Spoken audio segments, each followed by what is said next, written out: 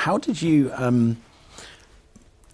market your business in the early days? Like, how did you learn the skills that were required to run a business? You know, you knew a bit about mortgage brokering from the job you left. How did you learn to turn that into a business? Did you have any mentors? Did you, just what was your kind of journey there? Was it? Yeah, and I didn't. And I do wonder, again, in hindsight, had I worked in a business for a bit longer and learnt from people, whether it would have stopped me making certain mistakes. And the mistakes, they're all, I suppose you consider them micro mistakes along the way, which is what you learn from. But if you'd spent a bit of time observing or having someone to coach you, then that can help, because it just gets you there a bit quicker without making those mistakes. Albeit making mistakes, I think, is quite crucial to the learning pattern anyway, isn't it? Yeah, it's back to that sort of fear of failure. I think there's a, maybe fear of big failure, but, fear of smaller mistakes is fine. You've got to learn by your mistakes, and you've got to